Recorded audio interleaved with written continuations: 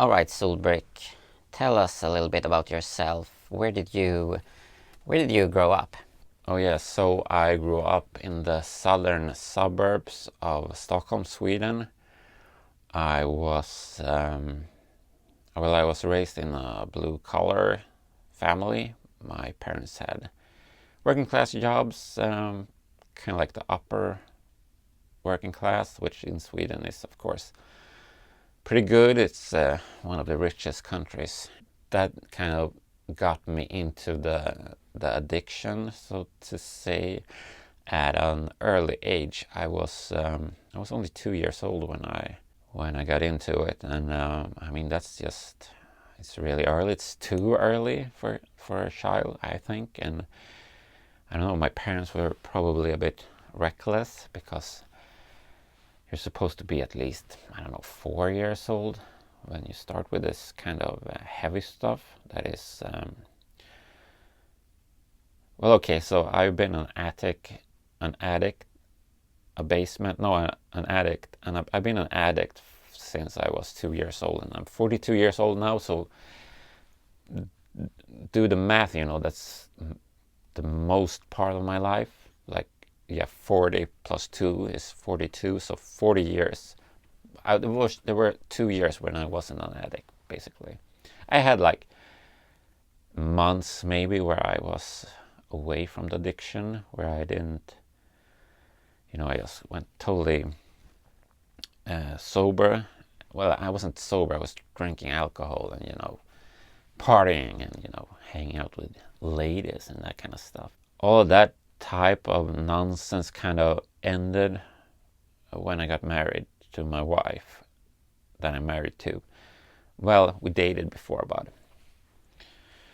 And she knew about the addiction. I was pretty upfront with it from the get-go. I had been hiding it in past relationships, which isn't easy when you're like basically living with another person. When you have this, it's like a disease.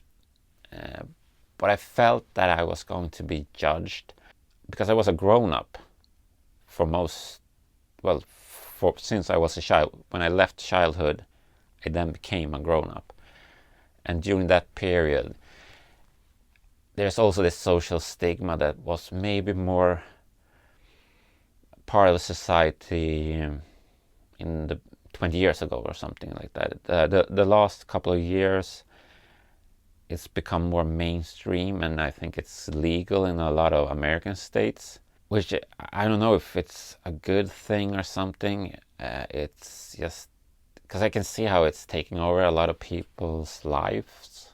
They need more room, and they're spending a lot of money on this thing, which of course is it could be good.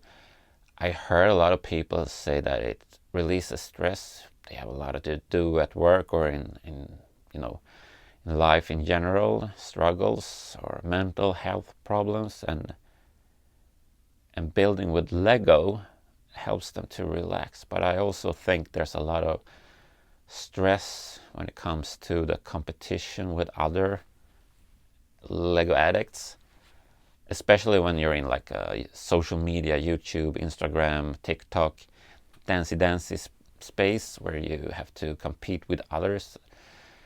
Who's the best Lego TikTok dancer who can move your hips with a bunch of Lego in your hand and do all the moves that's so popular right now. So it's rough out there, man, and I've been roughing it for quite some time. I needed to get like a really good job that's well paid, so I can afford all of this. So I could get a bigger house where I can have a Lego room and have a lot of sorting and storage and just buy all of this stuff. And we're in that situation right now where I'm tempted to buy more. I need more, man. It's not enough. Because Lego just released a lot of images of what's coming out next year.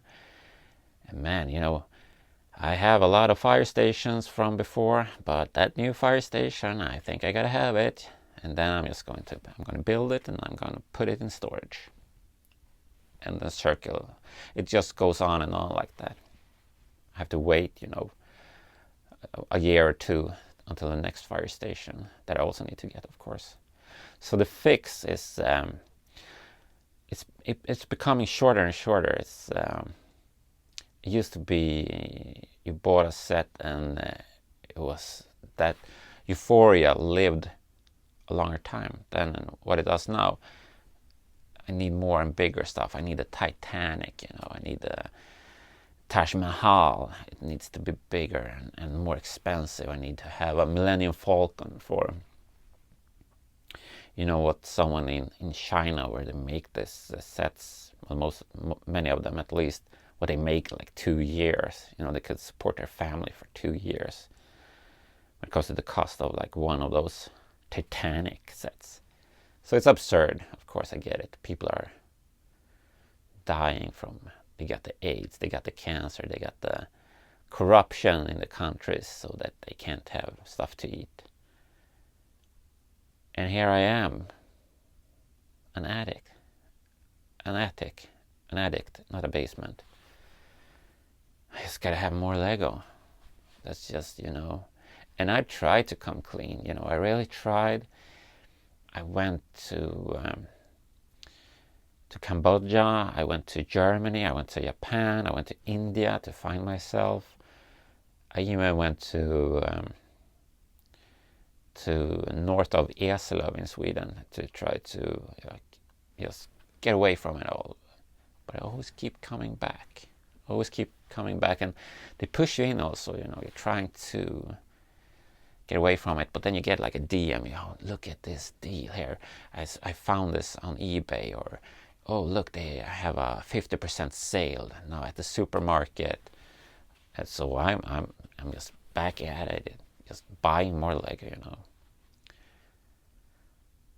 And with that said, stay out of the nonsense, stay awesome, and please subscribe.